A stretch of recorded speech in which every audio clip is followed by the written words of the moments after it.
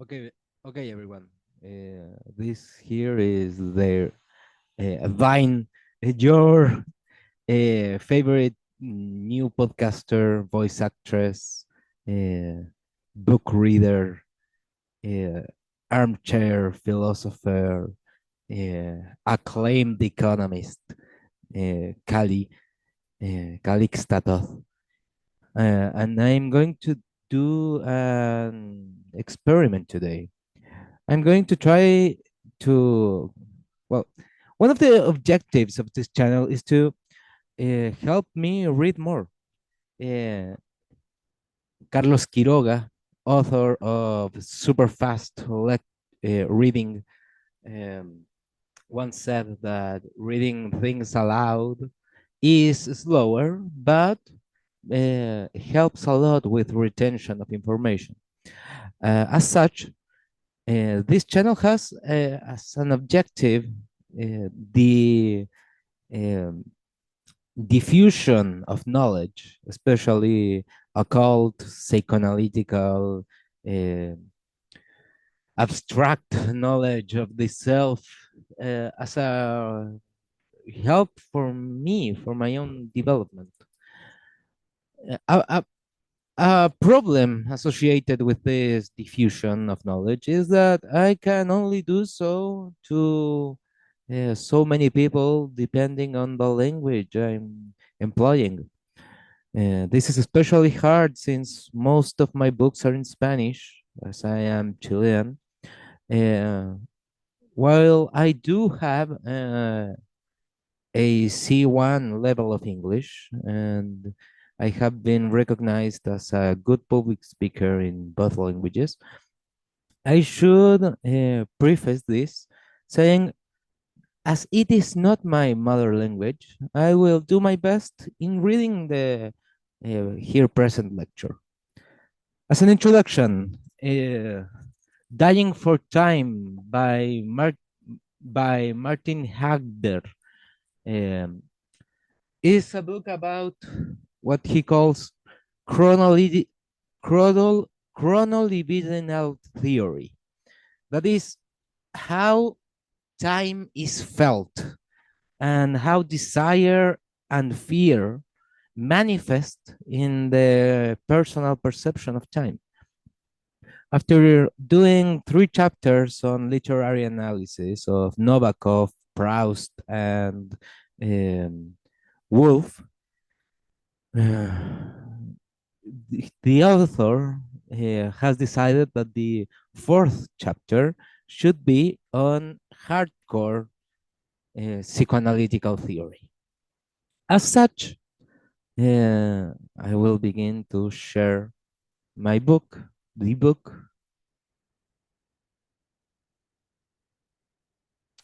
I present to you chapter 4, reading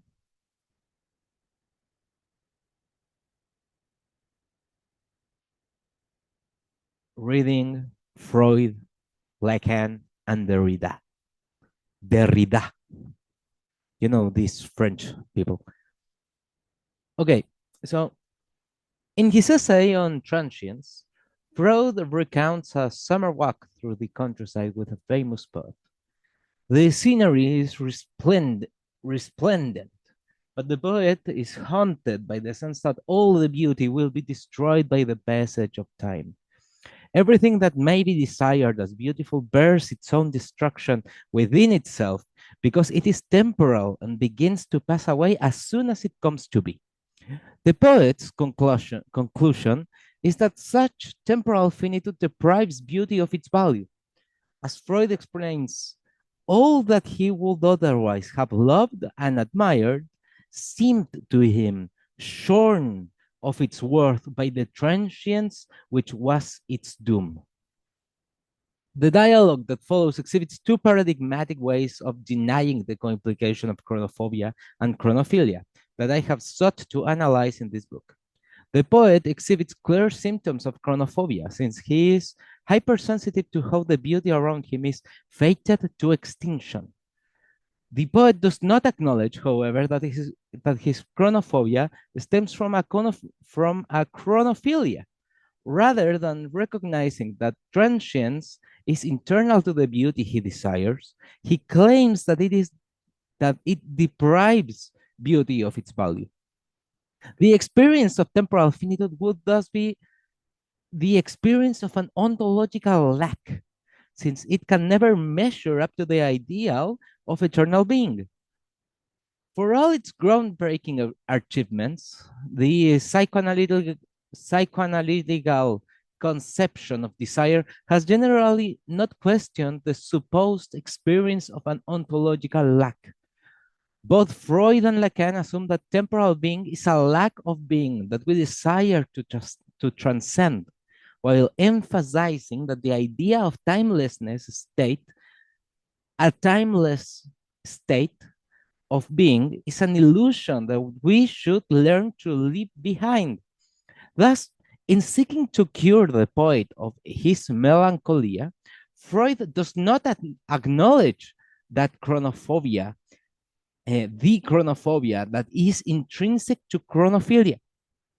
Responding to the poet, Freud claims that there is no reason why the thought of the transience of beauty should interfere with our joy in it. Rather, if we learn to let go of the fantasy of timeless being, we should be able to free ourselves from the phobic relation to the passage of time and enjoy the transience of life. Following the logic of chronolibido, however, this argument cannot be sustained. If one removes the fear of what may happen to a temporal being, as in chronophobia, one removes the attachment to the same temporal being, the chronophilia, since one no longer cares if what happens to it is vital or lethal, beneficial or devastating. Indeed, attachment to a temporal being attachment to a temporal being means that every affirmation is inhabited by negation from the start, and even the most active embrace of life cannot be immune from the respective reactive mourning of death. Chronophilia then cannot cure chronophobia. Philia and phobia are rather two aspects of the same chronolibidinal condition. The psychoanalytical logic of lack fails to articulate this condition, since it assumes that the chronophobia derives from the desire for a timeless, eternal being. This assumption has two major consequences. First, it assumes that the fundamental drama of desire resides in the conflict between the temporal being that we are and the timeless being that we desire to be, rather than in the double bind of chronophilia and chronophobia. Second, because it does not articulate this double bind, the logic of lack invites the assumption that chronophobia could be cured by chronophilia. On transience, however, Freud opens the possibility for a different diagnosis of chronophobia.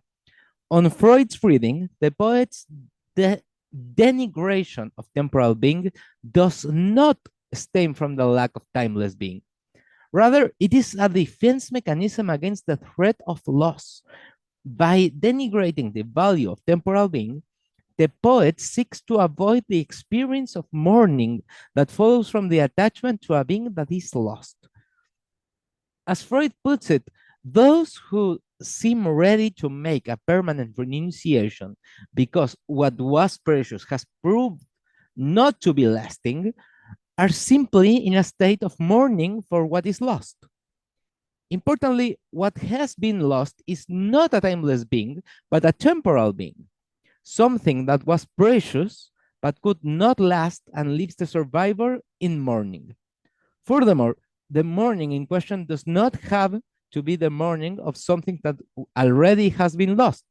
It can also be the mourning for what will be lost, as it is the case when the poet finds his enjoyment of beauty interfered with the thought of its transience. Hence, although the poet claims that he is lacking a timeless being, he is in fact mourning a temporal being. Freud himself does not elaborate this argument, but we can trace it through the account he gives. It is because the poet fears to lose a temporal being that he seeks to detach himself from it by renouncing its value. The apparent detachment, thus, presupposes attachment to a temporal being. If the poet were not attached to a being that could be lost, he would never anticipate the painful experience of mourning that motivates the act of detachment. What comes first, then, is not the desire for a timeless being that cannot be lost, but the attachment to a temporal being that can be lost.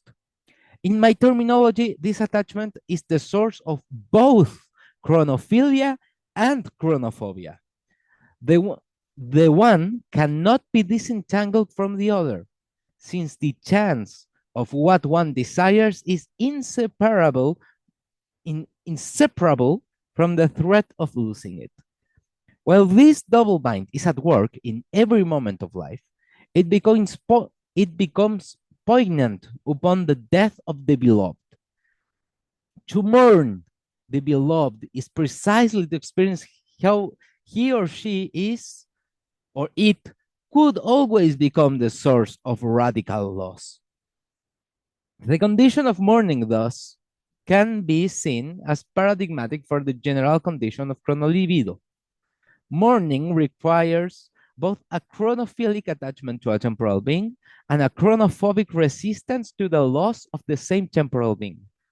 Without the attachment, one would have nothing to lose, and without the resistance, one would have nothing to mourn, since one would not care about the loss of the temporal being.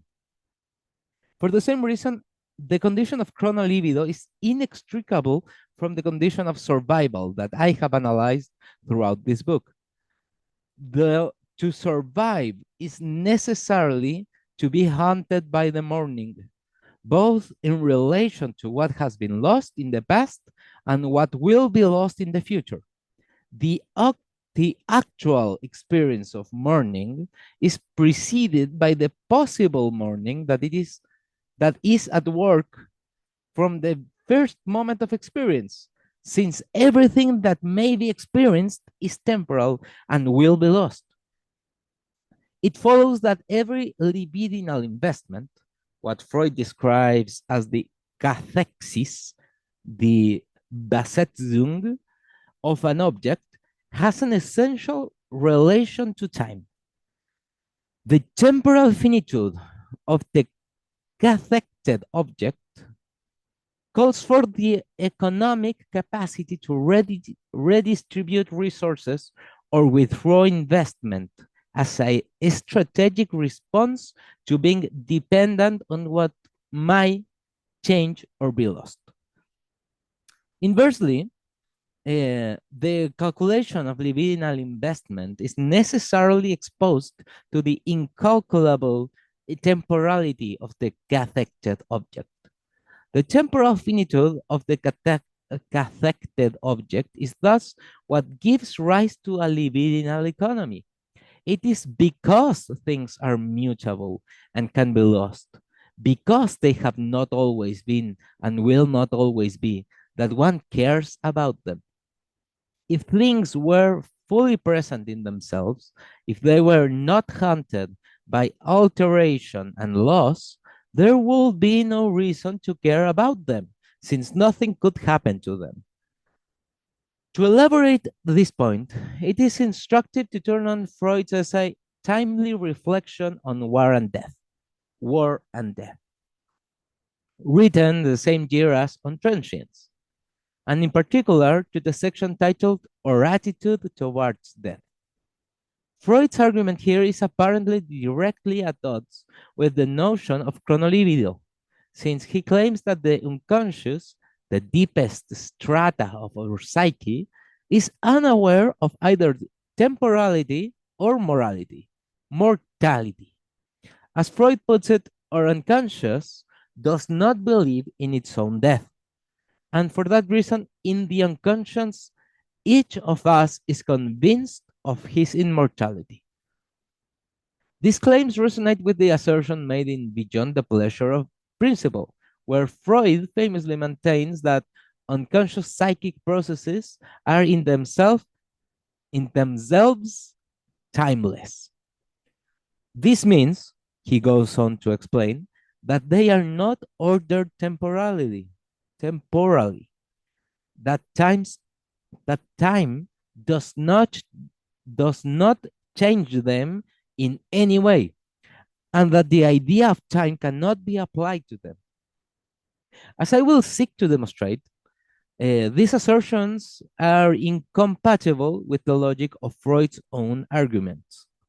First, while the unconscious certainly does not have to obey the chronology of linear time, this does not mean that it can be exempt from the succession of time. On the contrary, the retroactive temporality of the unconscious itself proposes the notion of time that I derive from the implication of succession.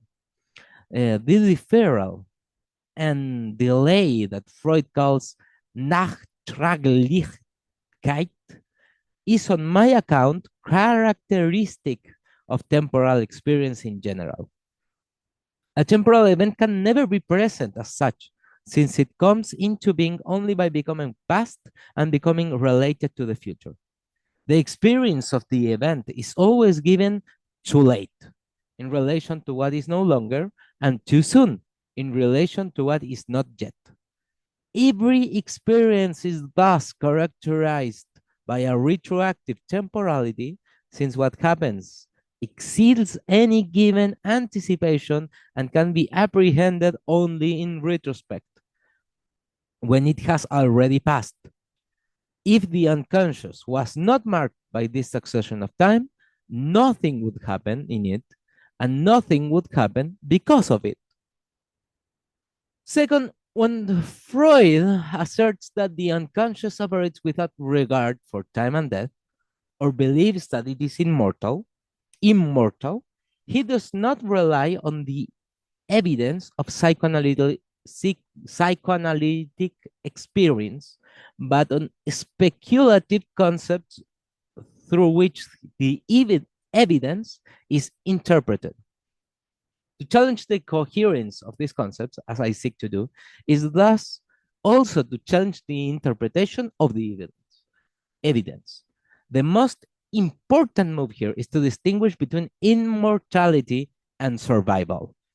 Freud argues that because we cannot imagine our own death, we unconsciously believe that we are immortal. Freud is certainly right that we cannot imagine the state of being dead. This is the evidence of psychoanalytical experience to which he appeals. Since in order to do so, we have to imagine ourselves as surviving to witness our own death, and thus necessarily fail to imagine ourselves as dead. It does not follow from this argument, however, that we are unconsciously convinced that we are immortal. Rather, what follows from Freud's argument is that even in our relation to death, we fantasize about survival. To fantasize about living on after death is not to fantasize about being immortal, since to live on is to remain subjected to temporal finitude. The distinction between immortality and survival is not incompatible with Freud's reasoning, but rather an expressive tool that enables a different reading of the same text. By distinguishing between immortality and survival, we can thus unearth a wealth of chronolibidinal insight in Freud's essay. Despite Freud's claim that the unconscious does not have a sense of mortality, his own account shows that the fundamental conflicts of the unconscious emerge from an experience of survival and mourning that would be impossible without a sense of mortality. Contrary to Freud's tacit assumption, the sense of mortality does not depend on the ability to imagine or experience itself as dead. On the contrary, The sense of mortality, the sense of oneself as mortal, is characterized by the exposure to a disappearance, disappearance that exceeds one's grasp and can only be experienced in relation to an other, or in relation to oneself as an other. It is indeed impossible to experience one's own death, since in order to do so, one could not be dead. The only death one can experience is rather the death of another whom one survives. Inversely, the relation to one's own death marks the exposure to a future that will survive oneself and cannot be appropriated by oneself. Now, it is precisely in the experience of survival that Freud locates the fundamental conflict of the unconscious with regard to death. While we cannot imagine our own death, we are nevertheless confronted with mortality through the death of the threatened death of our beloved ones. This experience of mourning, of the mere anticipation of mourning, reveals an inherent contradiction in the unconscious between two opposing attitudes to death, the one that acknowledges it as an annihilation of life, and the one that denies it as unreal, which collide and come into conflict upon the death of the beloved. Far from being unaware of mortality, then, the fear of death is operative in the unconscious. As I have argued throughout this book, to fear death is not to fear the state of being dead, but to fear the loss of what one wants to keep. Rather than being limited to organic death, the fear of death is operative in relation to everything one cares about and can lose against one's will. The significance of the fear of death and the experience of survival is further underlined by Freud's accounts of primave- primal man, whose experience in this regard will be isomorphic to that of the unconscious. When primitive man saw someone close to him die, Freud writes, he was brought up against the fact that he himself could also die, and his whole being raged against admitting this. In a remarkable move, Freud goes on to suggest that it was this conflicted experience of survival that gave rise to the notion of immortal soul, as well as the sense of a moral conscience and ethical duty. What came into being by the side of the loved one's corpse, Freud argues, was not only the theory of souls, belief in immortality, and a powerful root for the human sense of guilt, but also the first ethical commandments. The first and most significant prohibition of the awakening conscience was, "Thou shalt not kill." What interests me here is not Freud's speculative invocation of the experience of primal man, but rather the structural significance of the double bind of survival that can be extracted from his mythical narrative. What this narrative indicates is, first of all, that the notion of immortality derives from the experience of survival. According to Freud, the physical changes of death first gave rise to the division of the individual into a body and a soul, since the constant memory of the dead person became the foundation of the hypothesis of other forms of life, and specifically the idea of life continuing after apparent death. The capacity to remember someone, even after his or her body has ceased to be alive, would thus be the origin of the idea of an immortal soul. By the same token, the very idea of a capacity to transcend death of an immortal soul derives from and depends on the memory of a mortal life that survives in others who themselves are mortal. Furthermore, Freud makes clear that the survival of the dead is not simply something that is desired. It is not only the wishful projection of someone who does not want to let go of the beloved, but also inflected by hostility toward the other, and thus by guilt over having wished for or being satisfied by the death of the beloved. As Freud observes, there adheres to the most tender and profound of our loving relationships a little piece of hostility, which can stimulate the unconscious desire for death. And this, a law of emotional ambivalence, which still governs our emotional relationships with the people we love, would certainly have applied even more generally in primeval times, primeval times. Accordingly, it was by the corpse of the beloved person that the primeval man invented spirits, and it was his sense of guilt over the satisfaction that was mixed with his grief that meant that the first spirits he created were fearful, evil demons. The same ambivalence informs the ethical injunction, thou shalt not kill. While it expresses care for the other through the recognition of his or her mortality, the same recognition is at the root of all sorts of aggression.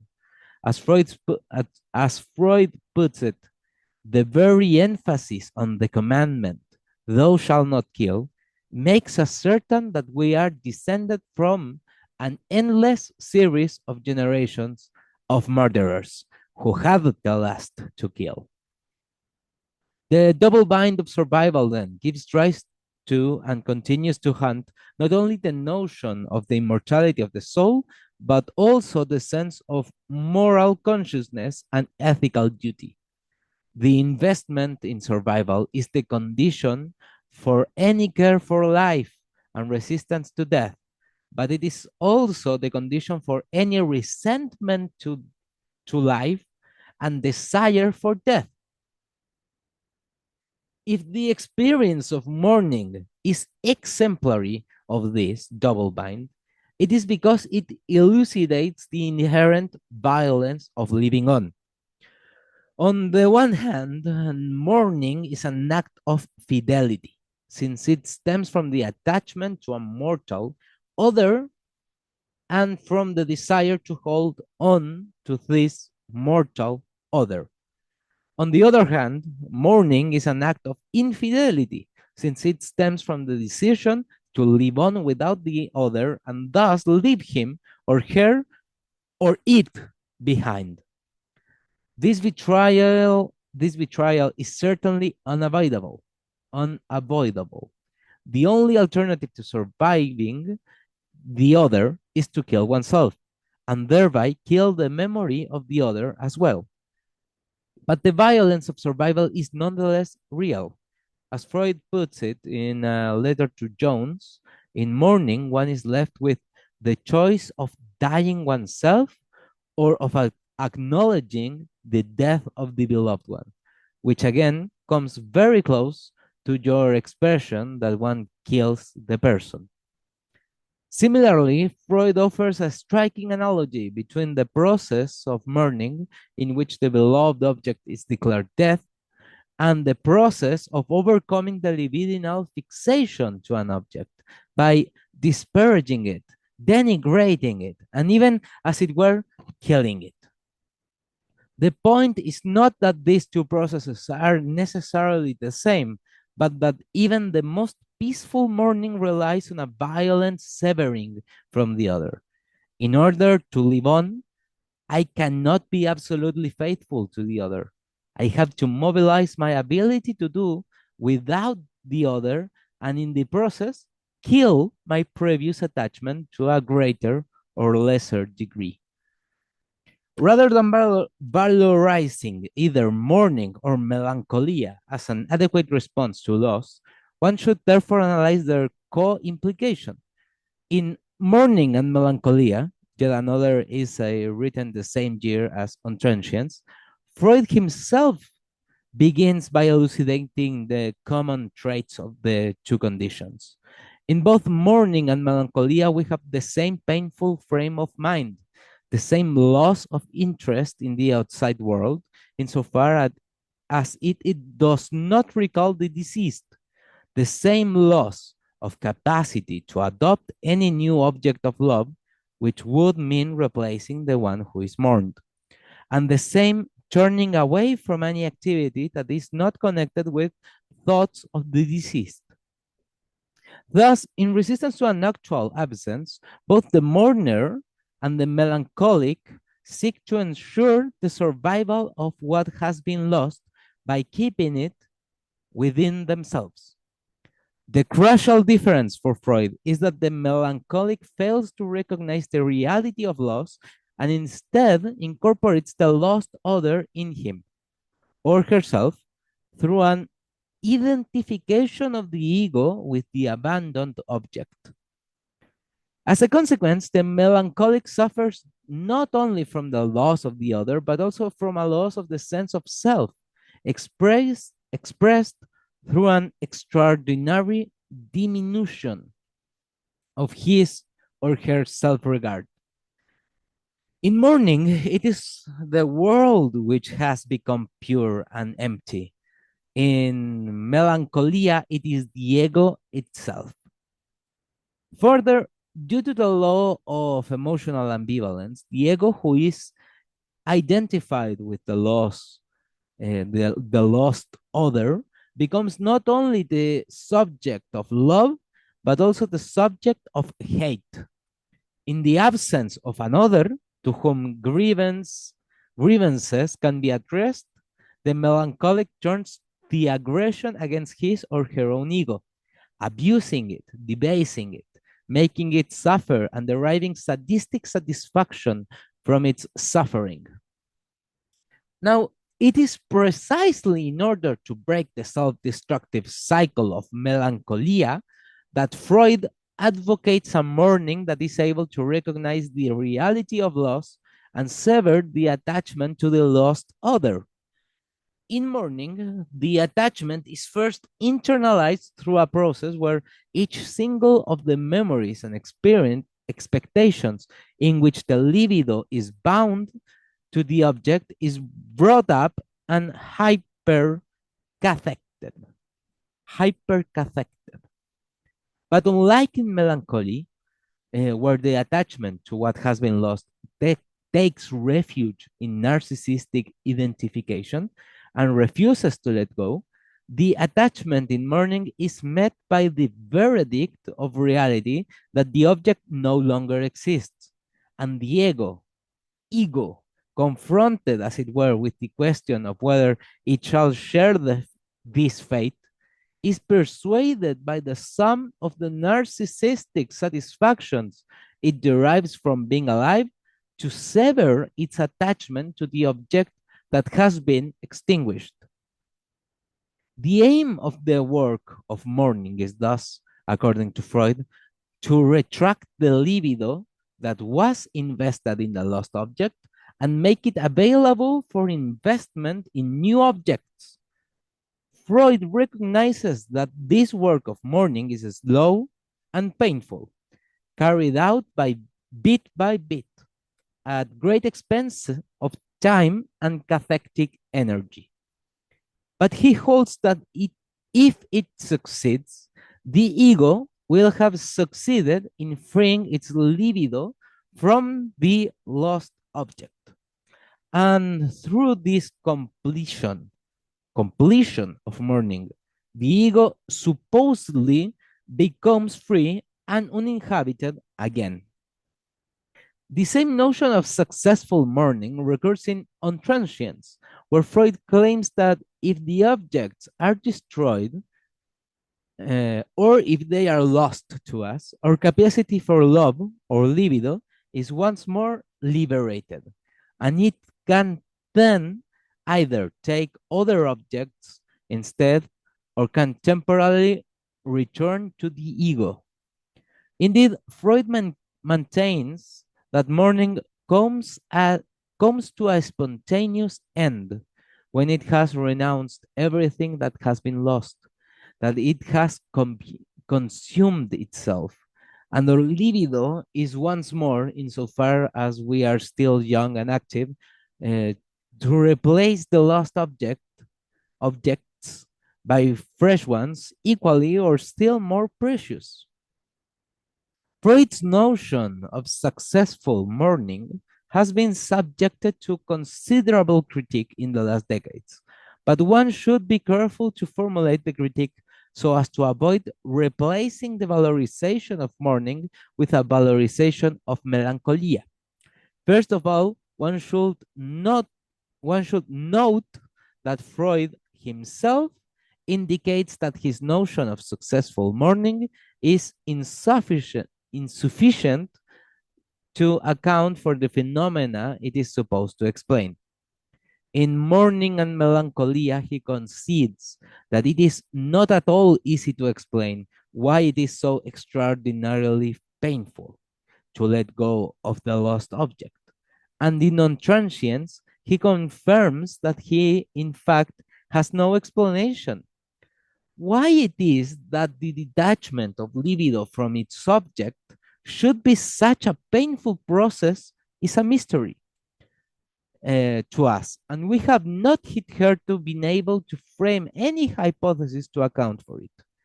We only see that libido clings to its object and will not renounce those that are lost, even when a substitute lies ready to hand. Such then is mourning. The reason why Freud fails to explain the pain is involved in letting go is because his notion of successful mourning assumes that there is a self who precedes the bond to the other and who can return free and uninhibited again. After having traversed the ordeal of loss, if this were the case, to sever the bond to the other will simply be a matter of withdrawing an investment made by a self who remains essentially the same and who can substitute the object of attachment for another object with equal value or effect. Freud himself undermines this assumption, however, when he makes clear that the incorporation of the other is at work not only in melancholia, but also in mourning and indeed in the very formation of the self. To sever the bond to a significant other is not merely to relinquish something external, but to relinquish oneself, to betray what one has been and to become someone who is irreducibly altered, which accounts for the intensification of pain and the internal conflict in the experience of mourning. By the same token, there can never be a self who emerges free and uninhibited from the process of mourning, and since there is always a memory and anticipation of loss with which one has to reckon. Indeed, no matter how much one may seek to kill off the past, one may always be haunted by it in ways that exceed one's control and finds oneself overtaken by it when one least expects it. Let me emphasize, however, that the constitutive bond to the other does not entail that there is an inherent obligation to cultivate the bond to a given other, or that one should resist the violence of mourning in the name of an ethical melancholia. On the contrary, it is because ulteriority is irreducible that neither mourning nor melancholia can be exempt from violence. Moreover, there is no given way to negotiate the violence of mourning. To be sure, mourning necessarily involves a betrayal of the one who is left behind.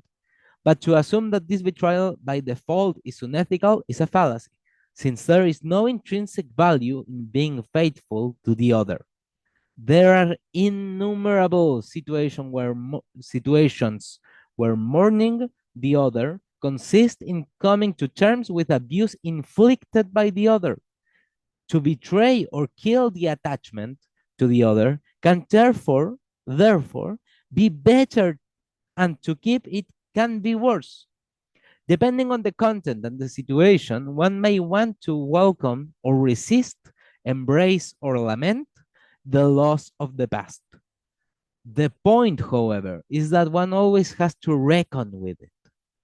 Whatever one does, one is haunted by a past that is repressed or commemorated, and often repressed precisely by being commemorated or vice versa. The temporal condition of survival is the reason why there is a problem of repression in the first place, and why one must always respond to the past by burying the dead, either in the sense of forgetting or remembering. My argument here can be seen to develop the logic of Derrida's claim that to mourn and not to mourn are two forms of fidelity and two forms of infidelity. So that there is always a terrible fatality of mourning, semi-mourning, or double mourning. The psychoanalytic discourse, despite its subtlety and necessity, does not go into this fatality, this necessity, the double constraint of mourning. Yet, when Derrida takes issue with Freud's conception of mourning, he tends to employ the latter's terminology in a misleading way, which compromises the articulation of his argument. Derrida regularly criticizes the notion of normal or successful mourning by aligning it with incorporation. In successful mourning, I incorporate the one who has died. I assimilate him to myself. I reconcile myself with death. And consequently, I deny death and the alterity of the dead, other, and of death as other. I am therefore unfaithful. Since the one other is effectively present, undeniably dead, it follows that if I take him into me as part of me, and if consequently I narcissize this death of the other by a successful work of mourning, I annihilate the other. I reduce or mitigate his death. Infidelity begins here. At the same time, Derrida recognizes that there can be no fidelity to the other without incorporation. He underlines that I must, and this is ethics itself, carry the other in me in order to be faithful to him. But nevertheless emphasizes that a certain melancholy must still protest against normal mourning, since the latter is the good conscience of amnesia. It follows us to forget that to keep the other within the self as oneself is already to forget the other. Forgetting begins there. Melancholy is therefore necessary. Il faut donc la mélancolie. The exact status of this argument isn't clear. Derrida certainly provides powerful arguments against those. For example, Elizabeth Rudinesco, who think that mourning can be deemed successful if it incorporates the love for the lost other in subsequent relations. As Derrida emphasizes in For What Tomorrow, when one perpetuates the love for a lost other through the love of another, the loved object is perpetuated in being betrayed, in being forgotten. However, by confusing Freud's own terminology of mourning and melancholia, Derrida blurs the stakes of his argument and invites the misreading that deconstruction advocates an ethics of melancholia. As we have seen, Freud's notion of successful mourning does not hinge on incorporating the other in oneself, but on severing the attachment to the other. To take issue with Freud's notion of successful mourning, it is therefore insufficient to problematize the idea of incorporation. Inversely, Freud's notion of melancholia cannot be mobilized against the idea of incorporating the other as oneself in oneself, since melancholia consists in precisely such incorporation.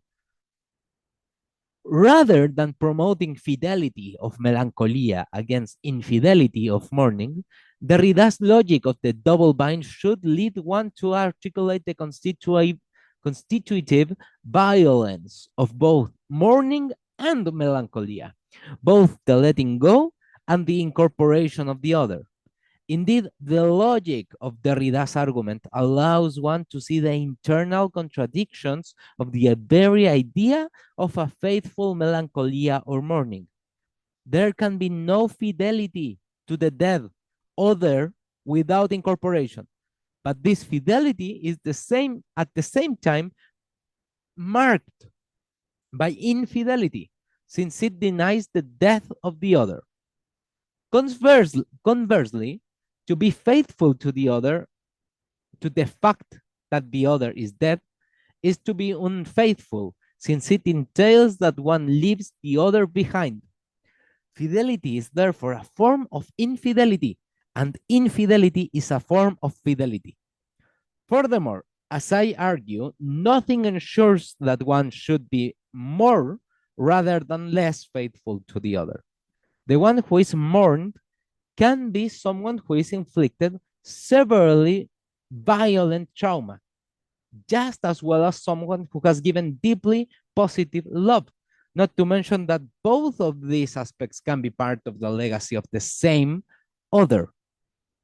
Consequently, there is nothing that can determine a priori whether more or less fidelity to the other who is mourned is preferable in a given case. Successful mourning is strictly impossible in the sense that one is always bound to another and never emerges unscathed from loss. It does not follow that it is better to embrace rather than to resist the failure of mourning. For the same reason, the problem of survival and mourning is operative not only in the relation to others, but also in the most immediate self-relation. Of course, the loss that is inherent in the experience of survival is made much more palatable in the actual mourning of someone's death. But it is operative on a minimal level in every experience, since the movement of survival necessarily entails the eradication of what does not survive. If one survived wholly intact, unscathed by the alteration of time, one would not be surviving. One would be reposing in absolute presence. The violation of integrity is therefore inscribed in the movement of survival as such. When one lives on its own, on it is always at the expense of what does not live on, of those past selves that are obliterated or eradicated in the moment, on the movement of survival. The temporality of survival is thus the condition both for preservation and violation, fidelity and infidelity. The temporality of survival opens the possibility of maintaining libidinal bonds, but it also opens the possibility of betraying, manipulating, or terminating libidinal bonds. This is why the theory of chronolibido seeks to rethink the constitution of the libidinal economy on the basis of the temporal process of binding. On Freud's own account, there is no libidinal life without tension of excitation, which can be experienced only by being bound. This binding is not an external restriction, but indispensable for the being of libido as such. Without binding, there will be no pathways and no possible flows of desire. The bonds may always be broken, however, and thus call forth the economic capacity to redistribute resources or withdraw investments. This economization is a response to being bound to the mutable and the losable, which is a condition for libidinal being in general. Even the most immediate auto-affection presupposes a temporal difference without which one could never affect or be affected by oneself. This temporal difference constitutes both the possibility of binding and the impossibility of any final bonding. The decisive question, then, is how the process of binding should be understood. It is a chief among insights of Freud's discourse that the libidinal bonds that bind us to others are marked by a fundamental ambivalence of love and hate. Given that we are never self-sufficient, that we depend on others for our survival from the moment we are born, we are structurally bound to a life that exceeds our control. This dependence is the source of love, since only a being that is not self-sufficient can be invested in something other than itself. But the same dependency is also the source of hate, since only a being that is not self-sufficient can feel adversity to something other than itself. The same bond that inspires love can therefore inspire hate, since it is predicated on the relation to an undecidable other. For Freud, however, the drama of libidinal bonding is secondary in relation to a state of being that precedes it, as he put it in Group Psychology and the Analysis of the Ego. By being born, we have made the step from an absolute self-sufficient narcissism to the perception of changing external world and the beginnings of the discovery of objects. And with this is associated the fact that we cannot endure the new state of things for long, that we periodically revert from it in our sleep to our former condition of absence of stimulation and avoidance of objects. The very fact of being bound to life, of being dependent on others, is here described as the loss of a primordial state of being, an absolutely self-sufficient narcissism that did not have to reckon with the problem of binding excitation. The reason one may be able to bear libidinal bonds, the reason one may dream of escaping or terminating them, is thus not explained on the basis of an investment in the undecidable fate of survival. Rather, the ambivalence of libidinal bonds is explained on the basis of a longing to return to a state of being that precedes the condition of survival. What Freud here describes as our former condition of absence of stimulation. In psychoanalytic theory, this state is typically ascribed to the perpetual fulfillment that is assumed to have existed in the womb and is regarded as the ontogenetic source of metaphysical fantasies of paradise or eternity. Yet it is not hard to see that the supposed state of absolute bliss is inseparable from a state of absolute death. As Freud himself makes clear, there is no life without the stimulation of excitation. So if there is an absence of stimulation, there is no life whatsoever. The latter conclusion is made explicit in Beyond the Pleasure Principle, where the ontogenetic myth of an absolute self-sufficiency to which we long to return is supplemented by the phylogenetic myth of an absolute death to which we are driven to return. In both cases, our aim would be to attain an absence of stimulation. The binding of excitation is thus understood as an intermediary function in the service of what Freud calls the death drive. The function of binding will be to find pathways for relieving excitation, with the ultimate purpose of discharging all excitation from the organism. The very advent of life in introducing the tension of excitation is thereby taken to be a traumatic event that gives rise to the death drive. The attributes of life were at some time evoked in inanimate matter, Freud speculates, and the tension which then arose in what had hitherto been an inanimate substance endeavored to cancel itself out. In this way, the first drive came into being, the drive to return to inanimate state.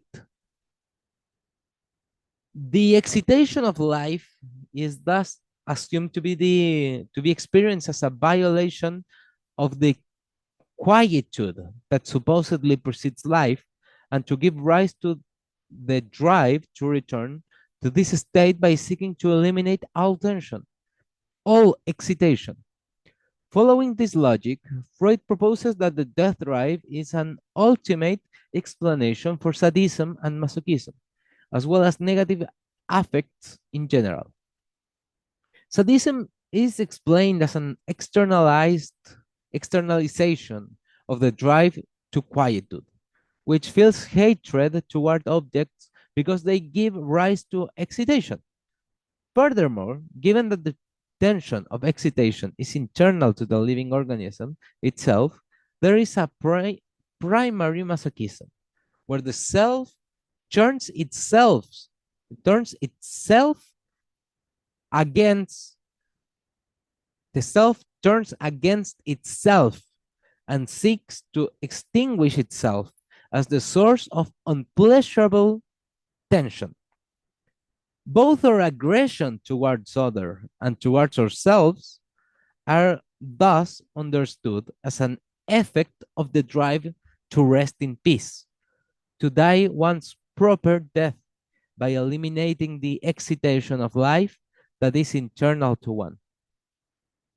The death drive has often been regarded as a radical element in Freud's thoughts, which calls into question the pleasure principle and accounts for how the psyche can be driven towards trauma and destruction.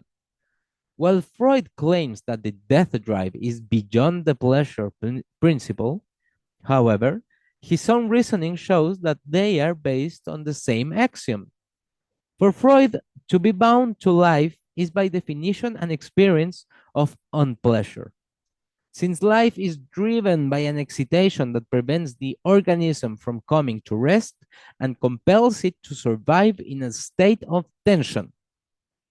In contrast, the aim of the pleasure principle is to discharge the tension of life in favor of a complete release.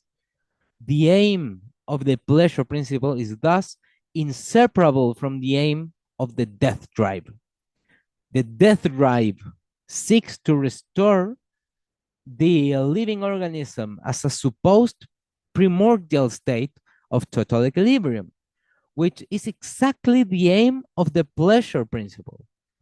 As Freud himself points out, the pleasure principle operates in accordance with the most universal striving, striven of all living substances, namely to return to the quiescence, Ruhe, of an inorganic world, which is to say that it operates in accordance with the death drive.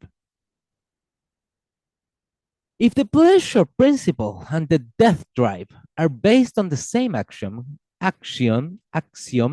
however, the death drive cannot account for what is beyond pleasure principle. This logical fact undermines the reason for introducing the death drive in the first place, since the latter is supposed to account for the phenomena that contradict the pleasure principle. This phenomena comprises the compulsion to repeat traumatic events, as well as masochistic self-destruction and sadistic aggression. Their common denominators is that they contradict the pleasure principle by not seeking to reduce tension. On the contrary, the experience of pain whether traumatic, masochistic, or sadistic, increases tension. So the compulsion to repeat or provoke painful experiences cannot be explained by a principle that dictates that we seek to eliminate tension. Consequently, it cannot be explained by the death drive. If the compulsion to repeat or provoke pain calls into question the pleasure principle, it necessarily calls into question the death drive, since the latter two are based on the same axiom. Freud's main example of the repetition compulsion is the nightmares suffered by survivors of trauma. These nightmares call into question the pleasure principle by compulsively repeating experiences that are charged with unpleasure. If this repetition was ruled by the death drive, its goal would be to eliminate the bonds to the traumatic event and to extinguish the organism that has to endure unpleasure. As is clear from Freud's own account, however, the compulsion to repeat trauma is rather a matter of binding. If Freud's economical model for the psyche, a trauma, is defined by being too much. In the traumatic event, it is impossible to bind the stimulus that breaches the psyche, in the sense that one cannot assimilate what happens to oneself. The return to the event in nightmares or flashbacks is an attempt to make up for this temporal lag, to bind the stimulus of the traumatic event into an experience that can be processed and understood. Rather than being driven by a desire for death, the attempt to bind trauma presupposes an investment in living on. It is indeed true that the excitation of life makes an originary alterity that can come to be experienced as intolerable and precipitate a violent response toward the internal source of tension that persists as long as one is alive. Yet, while the response to the excitation of life may always be destructive, one cannot have any relation to it at all without binding it, without being bound to it, and thereby minimally invested in it. It is thus because one is invested in survival, because one cannot be indifferent to what happens, because one is bound to it, that one may come to experience the exigencies of survival and as unbearable and be driven to terminate survival.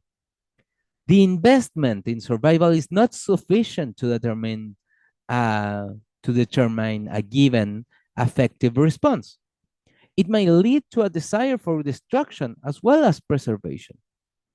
But without being invested, one would not even respond to what happens and seek to renew, destroy, or maintain libidinal bonds. The investment in survival can also be seen to inform the repetition compulsion in Freud's second example. Freud recounts the story of a child who does not cry or complain when his mother leaves him, despite his great attachment to her. The child's feeling before the experience of abandonment are rather displaced to a game he plays with his toys. The child deliberately throws them away while uttering a long drawn out ooh, accompanied by an expression of interest and satisfaction. In Freud's interpretation, the ooh is an abbreviation of the German word fort. So the game consists in playing gone with the toys. The experience of the mother's disappearance is thus reenacted through the game. Sometimes a toy that has been fort is pulled back and greeted with a joyful da, there. But Freud emphasizes that the act of playing fort is often staged as a game in itself, and far more frequently than the episode in its entirety. The question then is why the child is driven to repeat the distressing experience of the mother's disappearance. Freud's answer, Freud's answer is that the game allows the child to transform his passive exposure to the departure of the mother into an active choice. Rather than being powerless to prevent a loss that he fears, the child posits himself as willing the disappearance of the mother. When throwing away the toy, he in affect says, "All right then, go away. I don't need you. I'm sending you away myself." The repetition compulsion here reveals a drive toward aggression and vengeance. But once again, we can note that it has nothing to do with a death drive. Freud's examples show that the psyche can be driven to repeat destructive experiences, but they do not show that the drive is oriented toward the absolute quietude of death. On the contrary, both the traumatic nightmares and the child's game testify to an investment in survival. Through the nightmares, the psyche attempts to process what has happened to it by establishing a bond to the traumatic event. And through his game, the child attempts to come to terms with the experience of being dependent on another who is mutable and may be lost. However adequate or inadequate, successful or unsuccessful, these strategies arise in response to the experience of temporal finitude and are precipitated by an investment in survival. Even when the desire for a finitude being, for a finite being, is negated, as when the child stages a negation of the mutable mother, the negation itself testifies to a prior attachment and is performed to enable the child to survive beyond the loss of the mother. To be clear, I am not arguing that self-destruction, aggression, or other negative phenomena are derivative in relation to a positive affirmation of life.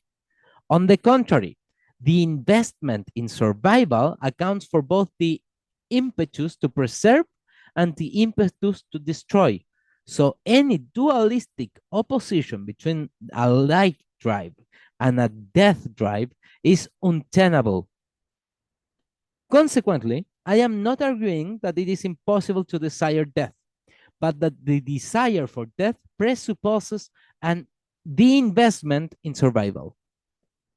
Even the most suicidal desire to end all survival presupposes such an investment for at least two reasons.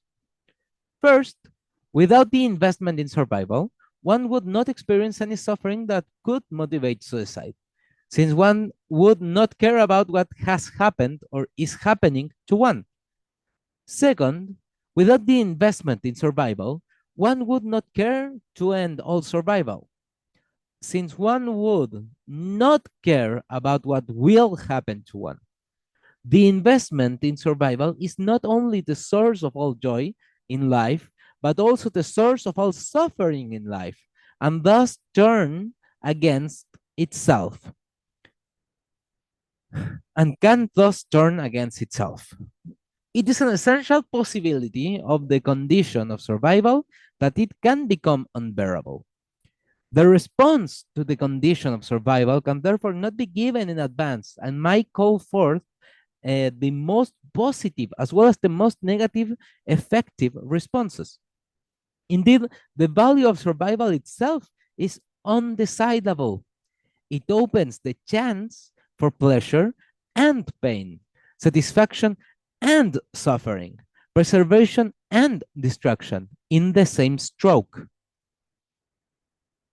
In challenging Freud's notion of the death drive, then, I do not seek to replace it with another drive that would play the same constitutive role. For example, a drive for survival that would compel us to live on at all costs and in every situation. Rather, I argue that there is no drive that precedes or provides the purpose of binding. Contra Freud, the excitation of life is not traumatic because we have lost or seek to attain the absolute peace of death. Rather, the excitation of life is traumatic because we cannot experience it as such and must bind it to something other than itself to have any relation to it at all. If this seems like an enigmatic formulation, we can clarify it through Freud's own account. As he emphasizes in Being Alive, we always have to reckon with the external and internal stimuli that exceed what we can comprehend at any given moment. The primary problem in psychic life is therefore the same as the one that is intensified in the experience of trauma, namely the problem of mastering the amounts of stimulus that have broken in and of binding them. Even in relation to myself, I cannot have any experience without binding excitation, and this bond is necessarily a double bind. On the one hand, the bond makes it possible to master stimuli, to manage, calculate, and negotiate what happens. On the other hand, the bond makes it impossible to master stimuli, since it is bound to an existence that can upset any calculation and undermine any negotiation. It is this process of binding, rather than the death drive, that calls into question the pleasure principle.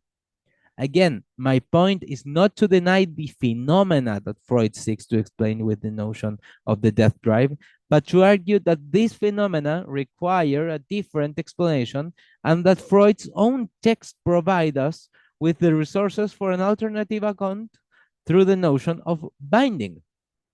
As Freud himself underlines, the function of binding must be accomplished before the dominance of the pleasure principle can even begin, since it is more originary than the purpose of gaining pleasure and avoiding unpleasure.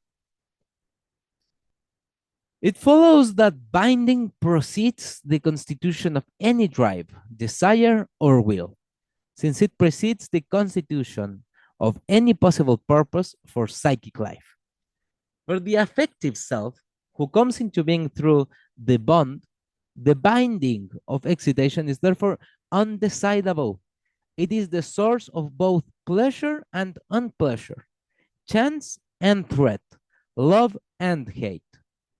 As an effect of this double bind, one can certainly be driven to seek the termination of life and libidinal bonds, since the excitation and tension of life may become too overwhelming or unbearable.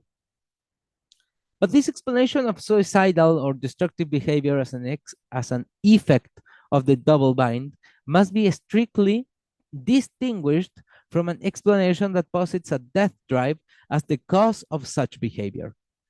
In responding effectively to the loss or gain of a given bond, we are necessarily invested in survival and can come to engage in all sorts of purposeful activity when establishing, maintaining, or terminating libidinal bonds.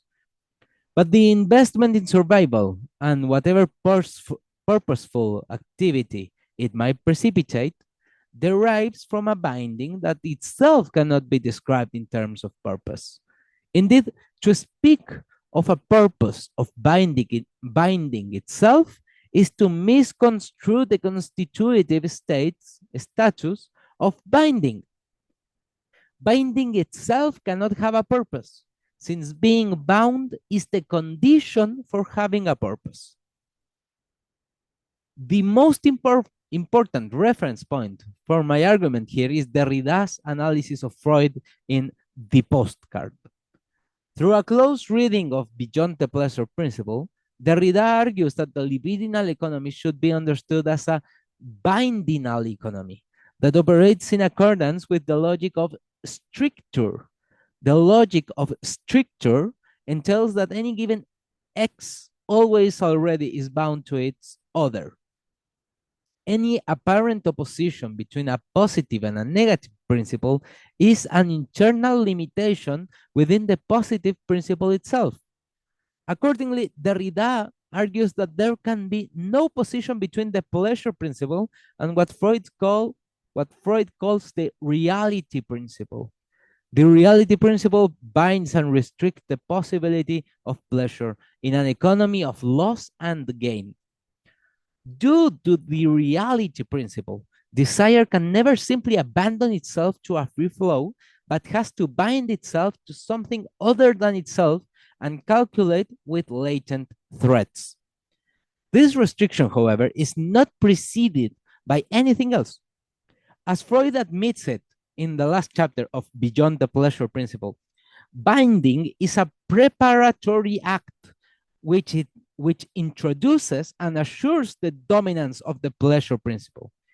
The Herrschaft des Lustprinzips.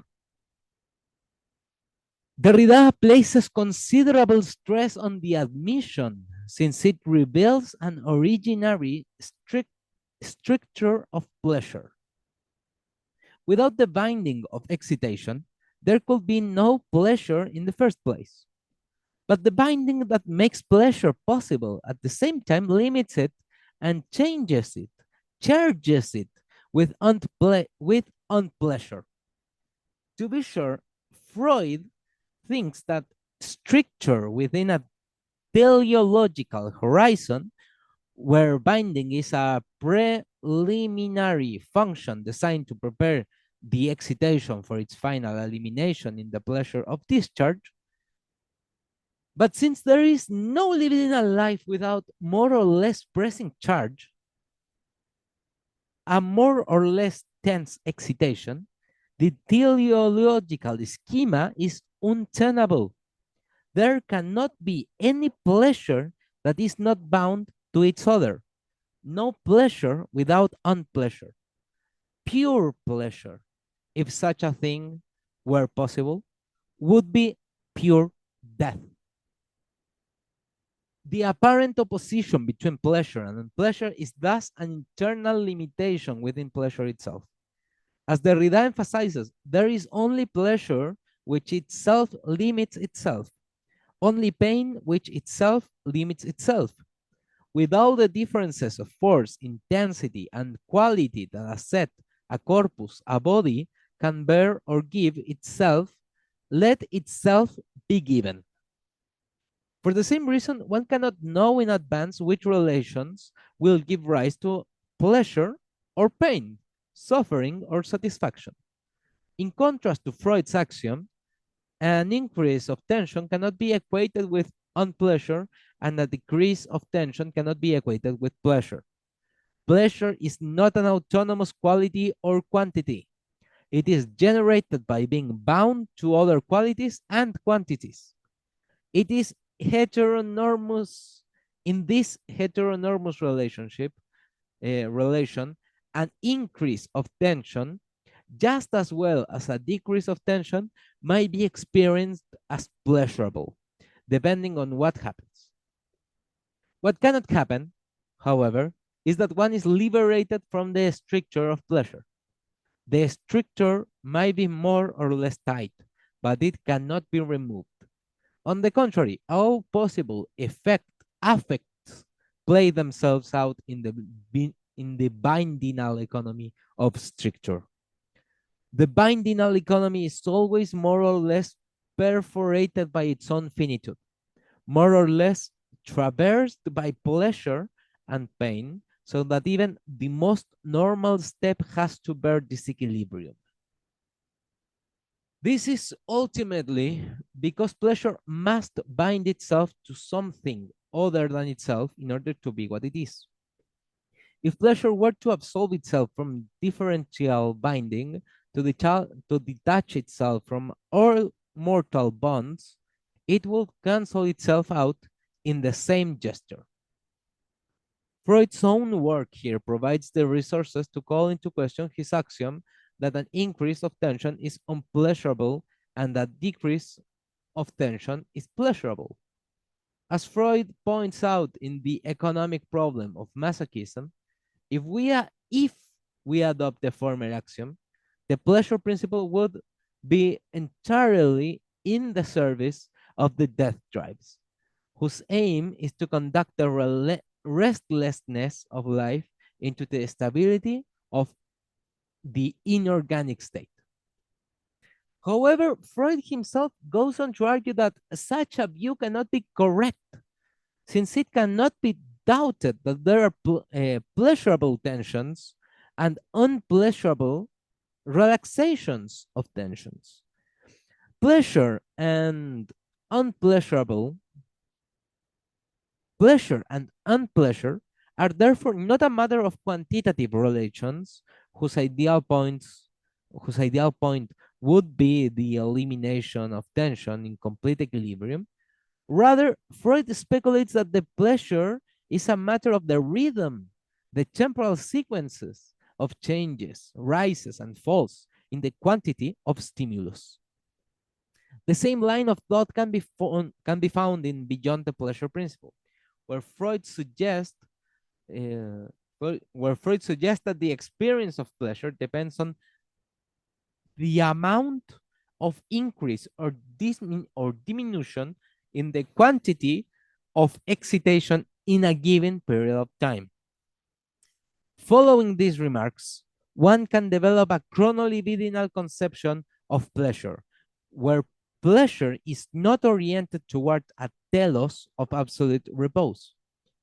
If pleasure is a matter of rhythm and periodicity, it depends on temporal succession, which divides the very experience of presence from its inception and tells that unpleasure is intrinsic to pleasure as such. In accordance with the logic of lack, however, Freud assumes that we seek to transcend the double bind of pleasure and pleasure. The fact that absolute pleasure would be absolute death does not lead Freud to call into question this logic of lack. On the contrary, he maintains that death itself is the proper destination of pleasure. According to Freud, only external influences force the primordial death drive to diverge ever more widely from its original course of life and to make ever more complicated detours before reaching its aim of death. Even the reality principle would thus be motivated by a death drive that seeks to ensure that the organism will die in its own fashion. The proper drive is the drive for a proper death, which answers to Freud's definition of pure pleasure by being liberated from all tension. Far from being radical, then, the death drive is based on the same logic of lack as the pleasure principle. Both the notion of the pleasure principle and the death drive adhere to the traditional assumption that the aims of desire is not to desire, is to not desire. The movement of desire would therefore have a proper, albeit unattainable, destination: to rest in peace. In contrast, Derrida argues that the principle of desire is a postal principle that has no proper destination. The postal principle may seem like an enigmatic term,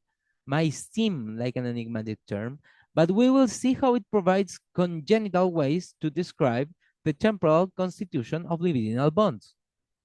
In sending a letter, one binds oneself both to the material support of the letter and to the other who receives it. However, one is bound to something that is inherently divided between past and future. On the one hand, the letter establishes a relation to what has been. The Latin word post means after and reminds us that a letter never arrives without delay.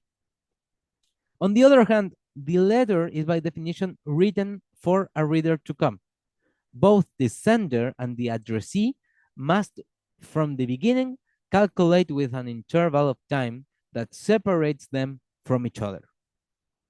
When writing a letter, one knows that the message will belong to the past when it is read. In this transition from one time to another, there is both a chance and a threat. By corresponding, one can establish connections across spatial and temporal distance.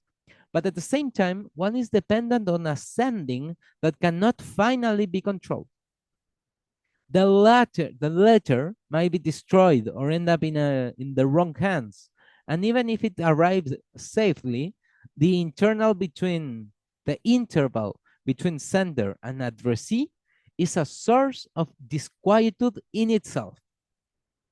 When the letter arrives, the sender may already be dead or no longer subscribe to the meaning of the letter.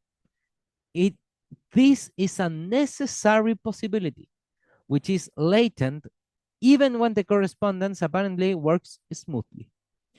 To send a letter is by definition to inscribe a trace of the past that is addressed to a future that might erase it. The postal principle does not, however, supervene on an immediate present that is first given in itself and then sent forward or backwards in time.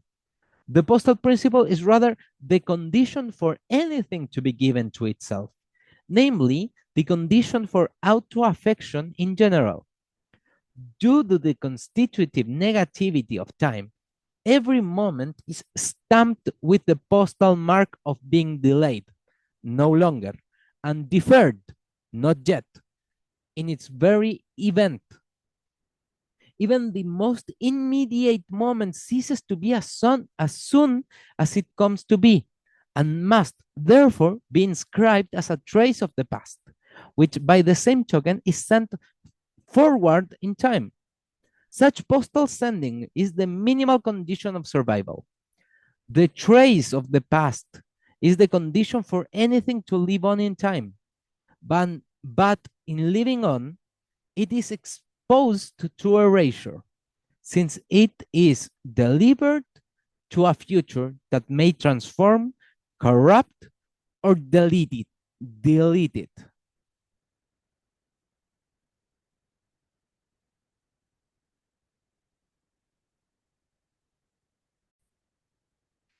The postal principle is thus the principle of survival, which allows us to account for Derrida's apparent paradoxical statement about the relation between destination and death. On the one hand, Derrida maintains that the letter cannot arrive at its destination. The condition for the letter to arrive is that it ends up and even that it begins by not arriving. The reason why the letter cannot arrive is not because it has been cut off from an origin or an end. It is due to the essence of the letter in itself. Even ideally speaking, the letter must not arrive at its destination. It must bear within itself a force and a structure, a straying of the destination, such that it must also not arrive in time in any way. Since if it were to arrive, it would cancel itself out. The destination of the letter is thus understood as the final destination of death. On the one hand, but for the same reason, Derrida maintains that the destination of the letter is not the final destination of death. Death is not our destination in the sense that we would be destined to die. No, not in the sense in which to arrive at our destination for us mortals is to end by dying. Contra Freud's notion of the death drive, death is neither a past state of being from which we have departed, nor a future state of being at which we could arrive. No one has ever been or no one will ever be dead, since death is not a state of being. Rather, we can only have a relation to death through the deferral of death that is the movement of survival. The point is not that life is deferred, but that life is deferral, and cannot overcome the movement of deferral without ceasing to be alive. Nevertheless, while I argue that the postal principle provides powerful resources to call into question the logic of the death drive, Derrida himself sometimes invokes the notion of the death drive with apparent approval. Thus, in his essay, Difference, Difference, Difference, Derrida glosses the death drive as expenditure without reserve, as the irreparable loss of presence, the irreversible usage of energy, and as the relationship to the entirely other rapport autre that apparently interrupts every economy. Derrida qualifies his statement by saying apparently interrupts, since he wants to think the economical and uneconomical as co-implicated. Yet it is misleading to align the death drive with the uneconomical that is at work within the economical. Contrary to what Derrida implies in difference, the idea of the death drive is the idea of the most economical, since it aims at restoring a state of absolute fullness or emptiness, where nothing can be lost. Far from being compatible with the idea of the death drive, the co-implication of the economical and uneconomical that Derrida seeks to articulate follows from the deferral of death in the movement of survival that neither has an origin nor an end. As Derrida himself rightfully underlines in Freud and the Scene of Writing, there is no life present at first, which would then come to protect, postpone, or reserve itself. Rather, life can defend itself against death only through an economy of death, through deferment, repetition, reserve.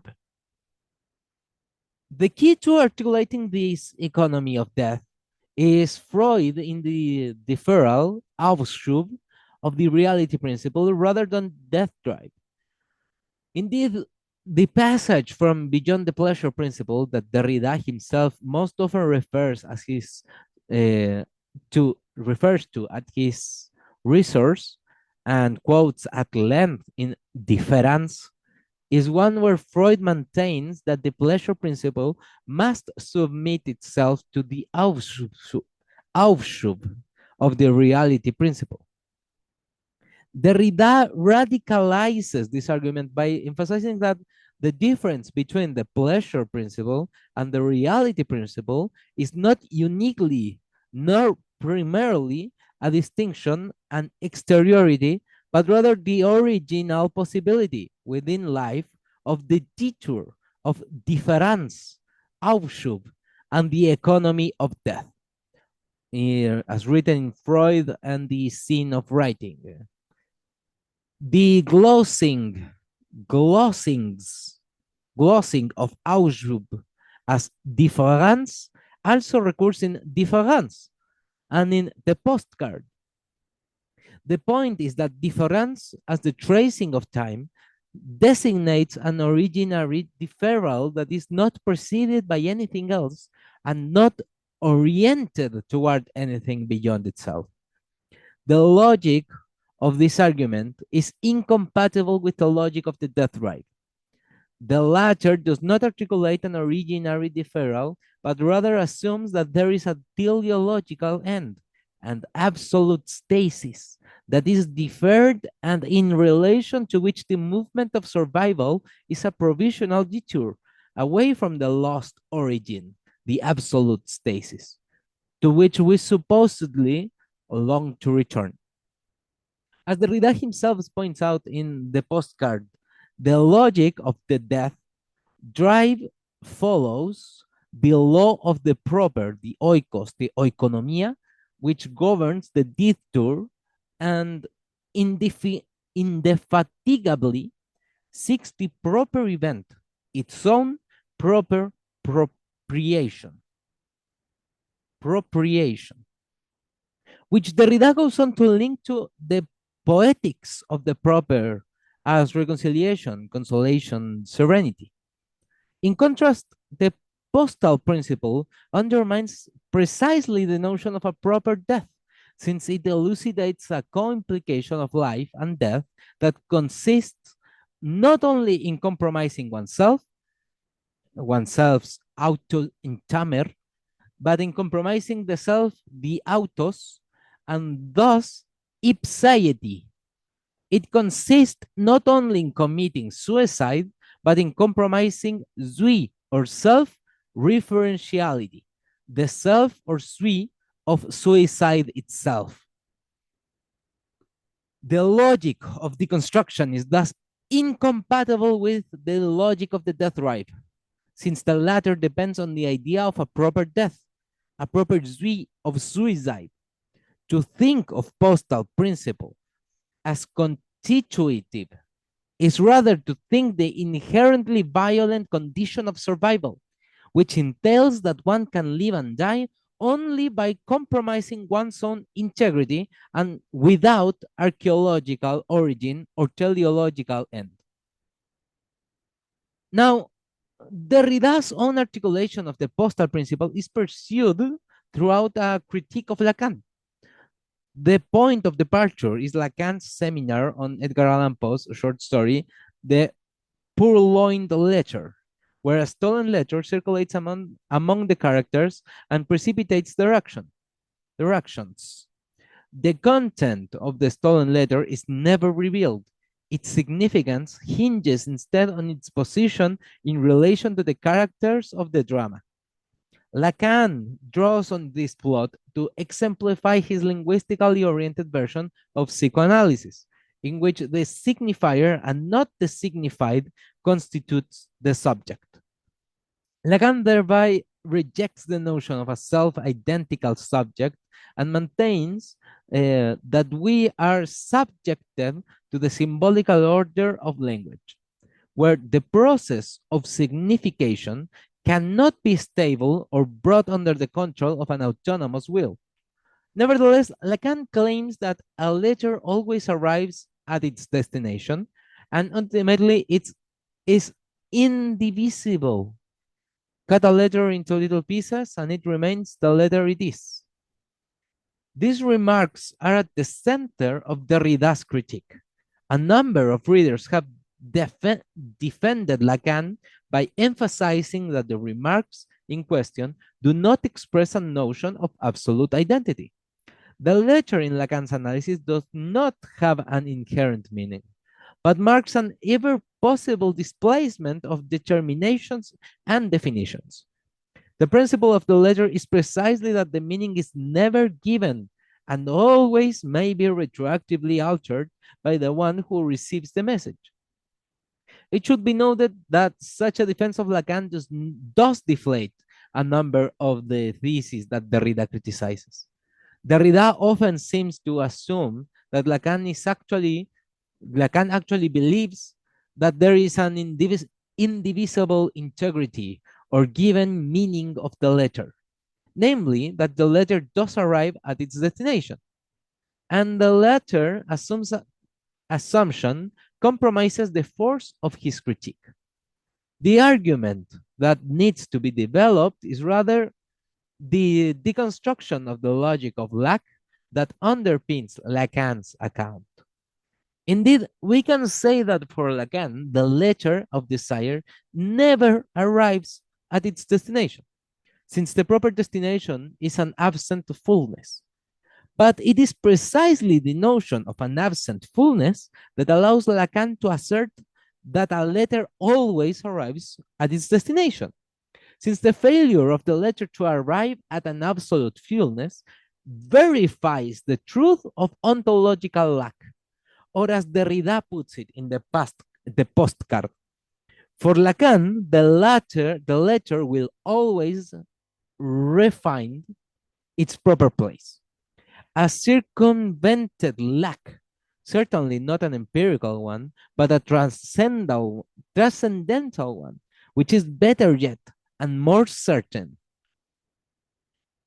To deconstruct Lacan's account, One must therefore, beyond the limitations of Derrida's critique, take issue with the notion of the death drive that informs it. While Lacan revises Freud's theory of the death drive in a number of important ways, he nonetheless retains a version of the logic of lack. For Lacan, the death drive is not a biological tendency that pertains to living organisms in general. The death drive is proper only to human beings who articulate their desires along a signifying chain and seek to understand the cause of their suffering. Human desire is then, accordingly to Lacan, not primarily oriented in relation to the natural world, but in relation to a transcendent thing, das Ding, la chose, that is supposed to have been lost and whose return would relieve suffering in satisfying desire completely. As Lacan explains in Seminar 7, the thing will be there when in the end all conditions have been fulfilled. But by the same token, it is clear that what is supposed to be found cannot be found again. It is in its nature that the object as such is lost. Lacan goes on to explain that it is this object, das Ding, as the absolute other of the subject that one is supposed to find again, which entails that the goal of the specific action which aims to for the experience of satisfaction is to reproduce the initial state, to find das Ding. As we will see, both Lacan and his commentators equivocate regarding the question of whether there ever was an initial state of satisfaction. On the one hand, they often ascribe the experience of the thing to a state of fulfillment that is assumed to have existed in the womb or in the unity with the mother's breast. On the other hand, Lacan can also be seen to recognize that there never was such an experience of unity or fulfillment, and that the thing is nothing but a retrospective projection, which creates the illusion of an absolute satisfaction that was lost. Regardless of whether it is conceived as a lost reality or as a retrospective fantasy, however, the idea of absolute satisfaction turns out to be inseparable from the idea of absolute termination. The idea of pure fullness turns out to be inseparable from pure emptiness, and the idea of pure life turns out to be inseparable from pure death. This is why Lacan employs the death drive as a metapsychological model for both the register of the drive and the register of desire. In the register of desire, Lacan makes clear that there can be no satisfaction because of the absence of the thing. What is desired under the heading of the thing is a state of absolute fullness to which no object can ever be adequate.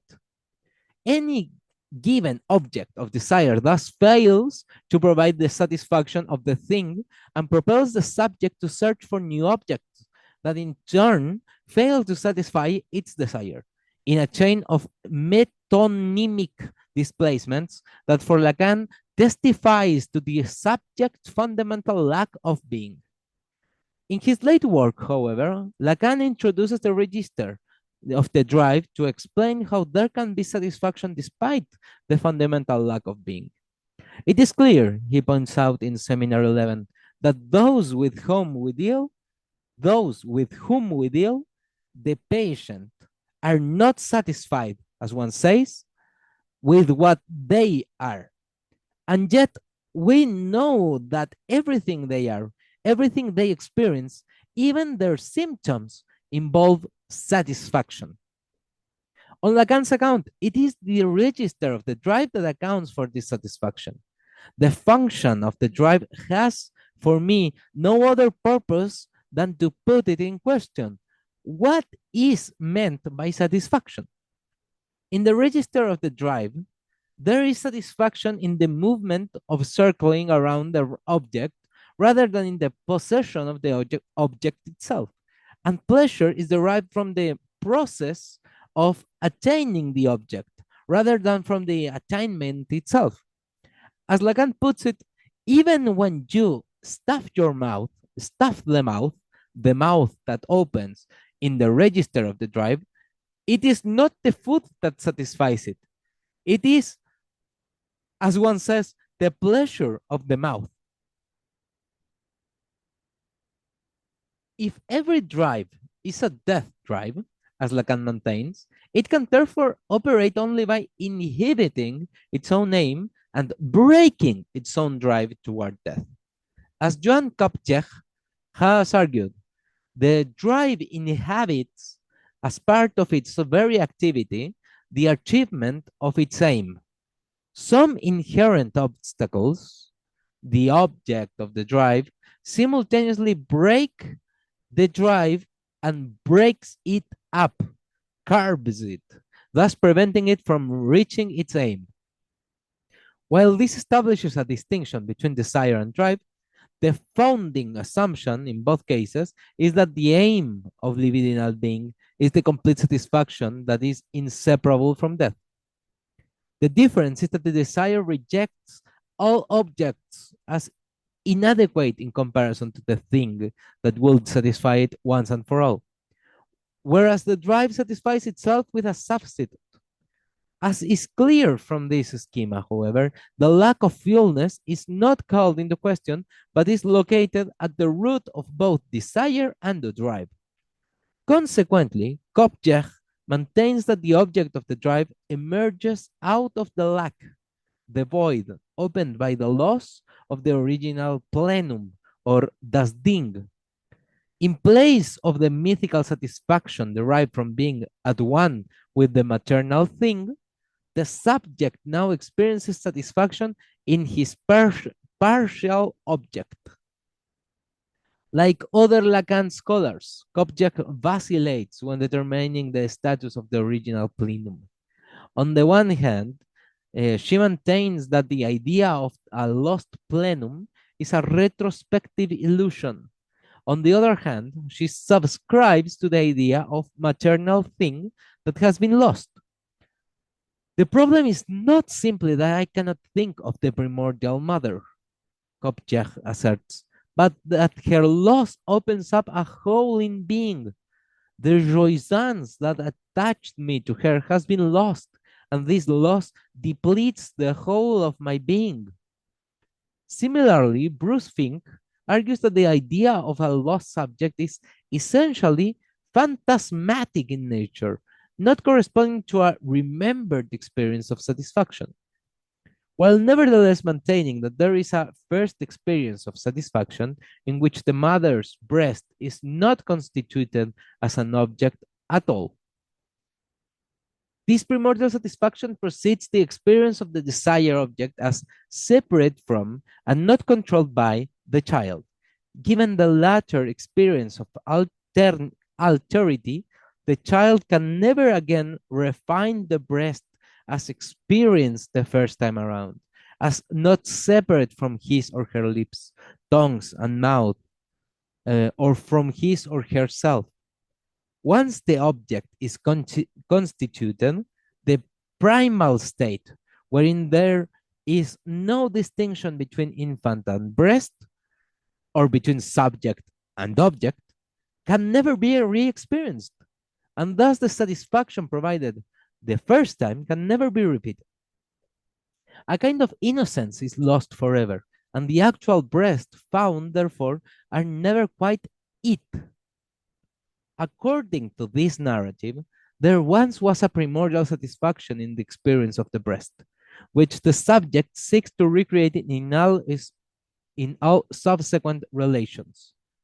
Every attempt to do so will prove to be vain, since no object can measure up to the ideal of perfect unity. The ideal that an object can ever feel or lack or complete or being is thus regarded as phantasmatic illusion. But what is not regarded as phantasmatic illusion is the idea that there indeed was a primary experience of unity with the breast before the separation between subject and object. The most powerful elaboration of such a Lacanian theory can be found in Adrian Johnston's Time Driven Metapsychology and the Splitting of the Tribe, systematizing the implications of Slavoj Žižek's groundbreaking reading of Lacan. Johnston describes the drive as split between an axis of iteration and an axis of alteration. The axis of iteration demands the repetition of primordial satisfaction, with Johnston, which Johnston ascribes to an experience in early infancy, where the breast is not registered as being a separable object belonging to another subject. According to Johnston, the drive originates in this experience of primary unity, the experience of the thing. And the axis of iteration constitutes the endlessly repeated attempt to recover what has been lost. The experience of the thing can never be restored, however, since no actual object of desire can yield an experience of unity. Rather, every actual object of desire is temporal and can only be given along an axis of alteration where nothing is ever repeated as the same. Consequently, there is a fundamental conflict between the demand for a temporal unity that is articulated along the axis of iteration and the temporal object of desire that are given along the axis of alteration. Johnston's main argument is that nothing can resolve this conflict, since it is inherent to the constitution of the drive itself. The Lacanian notion of castration should therefore not be understood as an external prohibition, a socially induced repression or symbolic law that, if removed, would give the subject access to full enjoyment. Rather, castration should be understood as the irrevocable loss of the thing, which gives rise to the drive, but at the same time dooms it to strive for something that never can be retrieved. The reason why the drive cannot attain the full enjoyment of the thing is not because of an empirical historical barrier, but because of the deadlock that is intrinsic to the drive itself. Now, Johnston insightfully demonstrates that this Lacanian notion of the drive amounts to a rethinking of the death drive. Johnston is well aware of many inconsistencies in Freud's notion of the death drive, but he seeks to rectify them by regarding the death drive not as a drive in itself, but as characteristic of all drives. For Johnston, Freud's main mistake is that he literally conceives of death as the origin and goal of the drive. Given that death is not a state of being, there cannot have been an experience of death to which the organism longs to return. Drawing on Lacan's reading of the death drive in Seminar 17, Johnston argues that the origin to which the drive strives to return is not a literal state of death, but the lost experience of the thing. The death drive does not aim at a return to an inorganic, but rather articulates the insistent demand for an absolute enjoyment. We can thus understand why Johnston, following Lacan, regards the death drive as characteristic of all drives. On the one hand, the death drive exemplifies his assumption that we are driven to repeat primordial experiences of the thing. On the other hand, the death drive exemplifies how the constitution of the drive itself makes it impossible to re-experience the thing. In order to achieve full satisfaction, that is, in order to experience the thing, the drive would have to evacuate all tension from the organism. Yet the drive itself is an internal generator of tension. So the drive to eliminate tension comes to generate tension in its turn. Johnston, therefore, concludes that the drive is inherently self-defeating, since it aims at eliminating tension while at the same time being itself responsible for generating tension.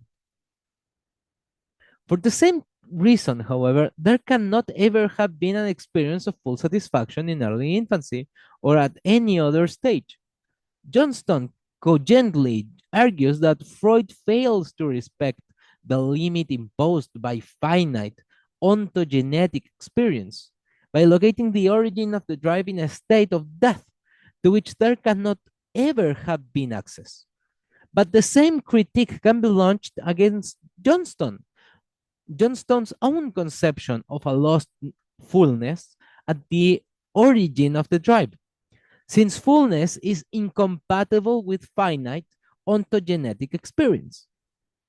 Given Johnston's own admission that full satisfaction implies a kind of psychical death, an evacuation of the tension of dissatisfaction that perpetually drives the libidinal economy, the child in early infancy must be dead in order to experience full satisfaction. Hence, Freud's inability to separate the idea of full satisfaction from the idea of complete death is not a speculative mistake. Rather, the idea of satisfaction is strictly inseparable from the idea of complete death.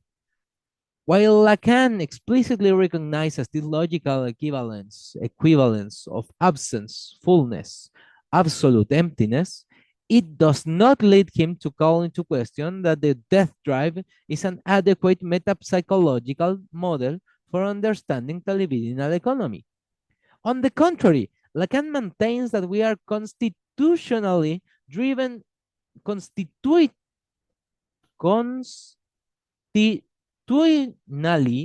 driven toward an unattainable absolute life or absolute death. The fundamental experience of survival of the life that lives on by not being absolute is therefore assumed to be a fundamental experience of lack. A striking example of this logic can be found in 7R11, where Lacan describes how two lacks overlap in the constitution of the subject. We are thus treated to a clear account of what Lacan understands as the ontological lack of being, which is worth quoting at length. Two lacks overlap here. The first emerges from the central defect around which the dialectic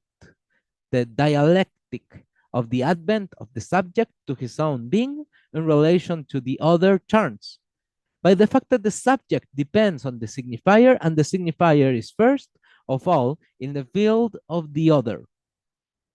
This lack takes up the other lack, which is the real, earlier lack to be situated at the advent of the living being. That is to say, at sexed reproduction. The real lack is what the living being loses, the part of himself qua living being, in reproducing himself through the way of sex. This lack is real because it relates to something real, namely that the living being, by being subject to sex, has fallen under the blow of individual death. Aristophanes' myth pictures the pursuit of the complement for us in a moving and misleading way by articulating that it is the other, one's sexual half, other half, that the living being seeks in love. To this mythical representation of the mystery of love, analytic experience substitutes the search by the subject, not of the sexual complement, but of the part of himself lost forever that is constituted by the fact that he is only a sex living being, that he is no longer immortal.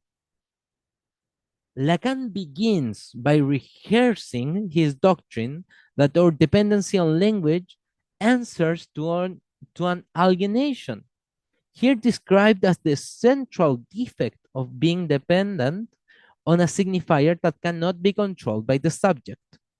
This notion of language presupposes that the necessity of mediation, the necessity of relating to ourselves via the alterity of time and language, is experienced as a lack of being. Lacan goes on to say that the ultimate source of his lack is that the subject is no longer immortal. This may appear to be a startling statement, but Lacan has anticipated his point a couple of pages earlier when arguing that all objects of desire are representatives of immortal life or irrepressible life, life that has need of no organ, simplified, indestructible life. It is precisely what is subtracted from the living being by virtue of the fact that it is subject to the cycle of sex reproduction. The temporal process of survival, here exemplified by sexual reproduction, is thus opposed to a proper immortality. As living beings subjected to generation and corruption, we can never be immortal.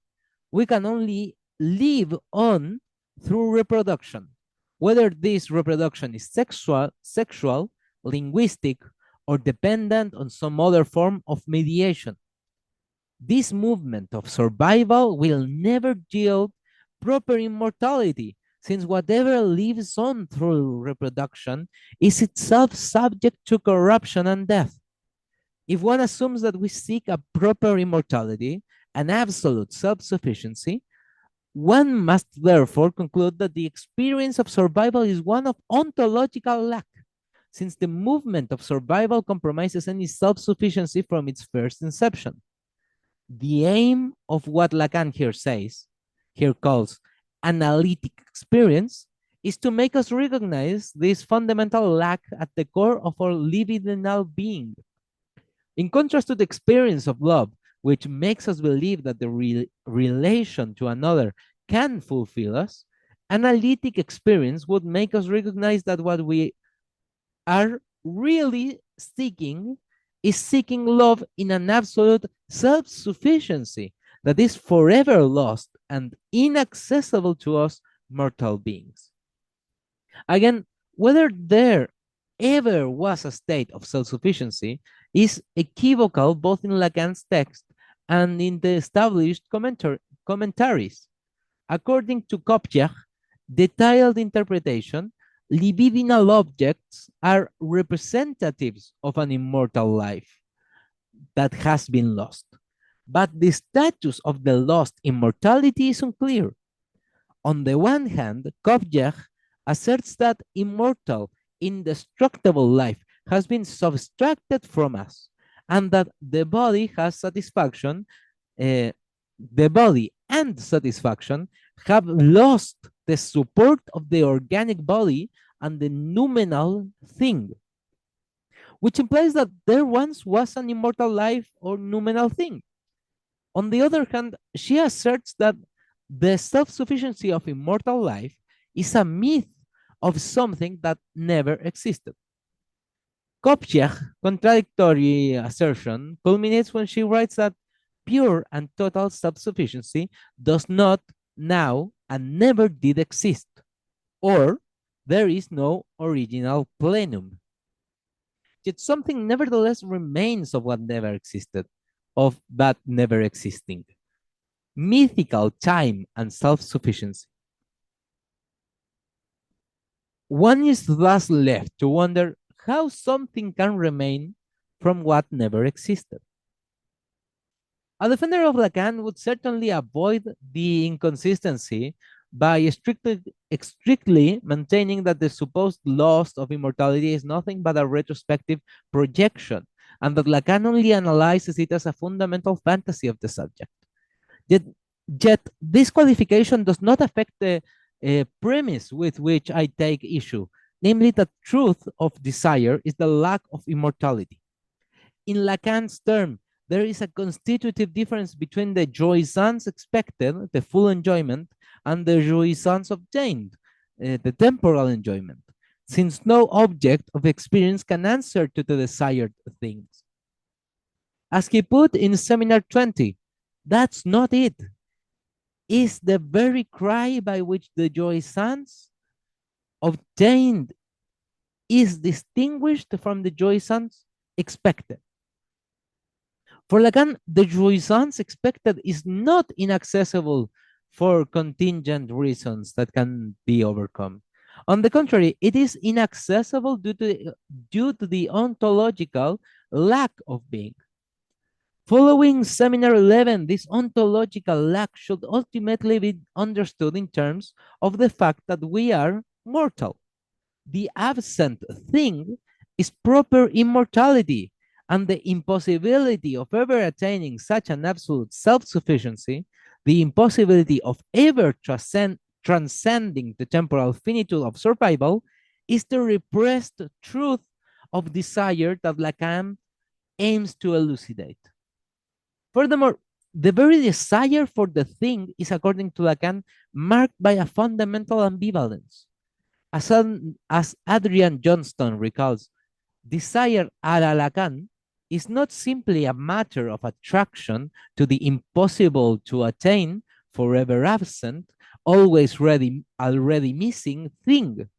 It also consists of a simultaneous repulsion from the real of das Ding. Specifying this logic of ambivalence, Johnson maintains that the thing is an absent presence that is both alluring and horrifying, as well as a present absence that is both painful and energizing. It follows that the thing both is and is not desire at the same time, functioning as a center of libidinal gravity that the desiring subject neither can live with nor can live without. This is certainly a compelling presentation of the ambivalence of Lacanian desire, but it does not answer my chronolibidinal critique. What I am calling into question is precisely the notion of an absent thing that functions as the center of libidinal gravity. According to this model, the thing is alluring since it promises the state of absolute fullness that we desire, but at the same time, it is horrifying since such an absolute fullness would in fact be absolute emptiness and eliminate ourselves along with our desire. Following the same logic, the absence of the thing is painful since it prevents us from attaining the aim of our desire, but at the same time, it is energizing since it is only because we do not attain the aim of our desire that we are driven to do or to desire anything at all. The Lacanian model thus reads the ambivalence of desire as a response to the investment in the absent thing. The ambivalence of the thing does not call into question its organizing role in the libidinal economy, but rather allows it to explain both repulsion and attraction, both the pain of loss and the energy of aspiration. This assumed truth of desire has two major consequences. First, the fantasy of the absolute is diagnosed as the cause of our inability to come to terms with reality. The reason we develop neuroses, phobias, and resentful aggression is ultimately because we sustain the fantasy of an absolute enjoyment, the transcendental thing that no actual object or real human being ever can provide. Second, this diagnosis assumes that if we were able to go of the fantasy, to let go of the fantasy of absolute enjoyment, we would be able to come to terms with reality. Lacanian analysis therefore sets out to dispel the idea that there is a thing out there that can be obtained by a subject at all. The moment of authenticity in Lacanian analysis is the moment when one recognizes the lack of being that nothing can feel and assumes the symbolic castration that constitutes one's own subjectivity. By traversing the fantasy of absolute enjoyment, the analyzed is supposed to arrive at the insight that nothing can satisfy his or her desire. that nothing can be it, and learn to live with this absence of the thing. In contrast, the theory of chronolibido reads the ambivalence of desire as a response to the investment in the undecidable fate of survival, in temporal finitude as the source of both the desire and the undesirable. The reason desire is ambivalent is ultimately not because we are driven toward the absolute, but because we are invested in survival, an investment that gives rise to acknowledgement and denial, compassion and aggression, vital change and deadening repetition. At stake in the difference between these two accounts of ambivalence are two different models for reading the drama of desire. On Lacan's account, the drama of desire stems from the conflict between the primordial aim of transcending libidinal bonds, the death drive toward the state of absolute self-sufficiency that is represented by the thing, and the self-defeating nature of the attempt to achieve such transcendence, which serves to explain the ambivalence, reversal, and tragic fate of desire. On the chronolibidinal account, however, the drama of desire, with its ambivalence, reversal, and tragic fates, stems from a double bind that is internal to the temporal process of binding itself. Rather than being derived from a primordial aim of elimination or transcending libidinal bonds, the drama of desire derives from an economy of binding that has no given aim. Chronolibidinal reading thereby seeks to show that the ontological lack of being is not the repressed truth of desire. On the contrary, the idea of an ontological lack is itself a repression of the constitutive investment in survival that derives from the necessity of binding. Following my analysis of Freud's untransience, the supposed experience of ontological lack, the lament over the absence of a timeless being, dissimulates the preceding investment in the survival of a temporal being. The experience of loss does not stem from the mourning of a thing we never had, but from the mourning of a temporal being who is ceasing to be from the beginning. The fundamental problem of desire is not that mortal life cannot answer to the immortality we desire in accordance with Lacan's formula. That's not it.